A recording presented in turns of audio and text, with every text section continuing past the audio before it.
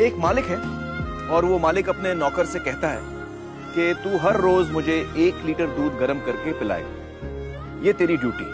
तो नौकर रोज 1 लीटर दूध पिलाता था।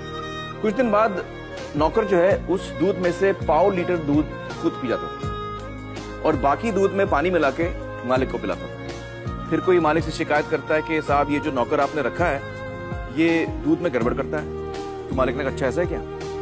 और उसने नौकर की निगरानी के लिए एक और नौकर रखा। अब 2 नौकर हो गए, तो दोनों नौकरों ने 1/4 लीटर दूध खुद पीना शुरू किया और बाकी दूध में वो पानी मिला के मालिक को पिलाते थे। कुछ दिन बाद फिर मालिक को कुछ लोगों ने कहा कि आपके ये 2 नौकर जो हैं वो दूध में पानी मिला के पिला रहे हैं हम। तो उसने कहा अच्छा ऐसा है? तो उसने एक और नौकर रखा, बोला इन दोनों पे निगरानी रखो।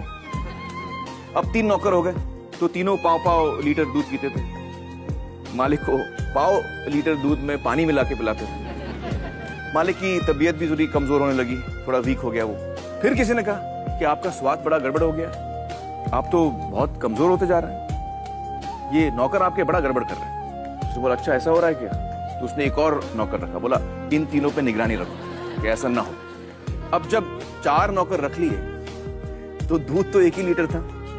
थोड़े दिन ठीक मिला, फिर चारों नौकर मिल गए और दूध पीने लग गए। अब मालिक को क्या पिलाए?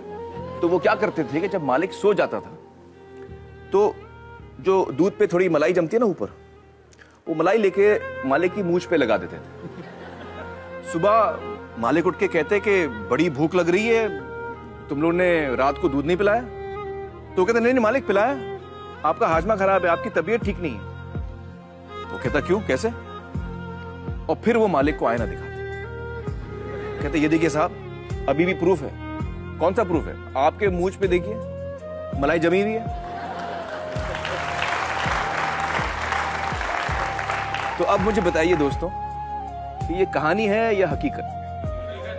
हकीकत है। तो इसमें मालिक कौन है और नौकर कौन है? हाँ आप बताइए।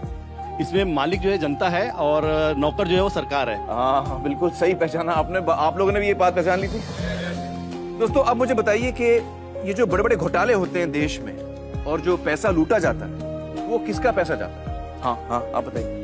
सरकार का। सरकार का पैसा जाता है। लेकिन सरकार के पास ये जो पैसा आता है वो आता कहाँ से? हाँ हाँ बताइए। टैक्सेस। बिल्कुल सही, टैक्सेस से। अच्छा आप में से कितने लोग हैं जो टैक्स नहीं भरते? जरा संभाल के जवाब दीजिएगा, इनकम टैक्स डिपार्टमेंट देख रहा है ये शो। बताइए आप में से कितने ऐसे हैं जो टैक्स नहीं भरते? तो कई लोग हैं यहाँ पर जो टैक्स नहीं भरते। अगर आप दिल से चाह लो ना तो पूरी दुनिया झुक जाती है उसके ऊपर। उसको पूरा करने के लिए पूरी कायनात एक हो जाती है कि इस आदमी की जिद के लिए, इस आदमी की जिद के आगे झुकना पड़ेगा। और पूरी दुनिया झुकती है आपकी जिद के आगे, लेकिन आपको जिद्दी होना पड़ता है। आपको बहुत सारे सेक्रीफाइस भी करने पड़ते हैं क्योंकि ये आपने चाहा है। परीक्षा देनी पड़ती है आपको, जितना बड़ा इम्तिहान होगा उतनी बड़ी परीक्षा भी देनी पड़ेगी।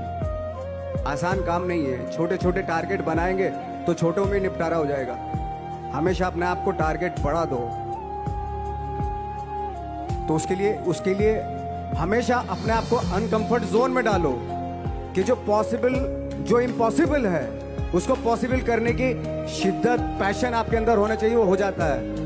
आज जो दुनिया में इतने सारे एक्सपेरिमेंट हुए हैं ये सिर्फ इसी बिना पे हुए हैं, पागलपन के जरिए ही हुए हैं ये सारे एक्सपेरिमेंट। एक मैंने कहीं सुना था कि जब आप एक्सपेरिमेंट करते हैं तो फेलियर भी होते हैं, कई बार फेलियर होते हैं। कोई एक एक्सपेरिमेंट करने के लिए, कोई एक चीज करने के लिए बहुत बार हमने भी झेला है, बहुत बार फेलियर हुए हम लोग। लेकिन एटलीस्ट हमें इतने सारे फेलियर होने से इतने तरीके पता चले कि इन तरीकों से सक्सेस नहीं मिल सकती। फॉर एग्जाम्पल एडिसन ने जब बल्ब का आविष्कार किया तो 100 बार एक्सपेरिमेंट किए अपनी जिंदगी में। 100 बार एक्सपेरिमेंट करने के बाद जब उसको पता चला कि अरे फॉर्मूला तो ये था बल्ब बनाने का, तो एटलीस्ट उसको ये, उसके साथ साथ उसको ये भी पता चला कि 100 जो तरीके हैं, 100 तरीकों से बल्ब नहीं बनता, ये भी पता चला उन फेलियर्स में उसको।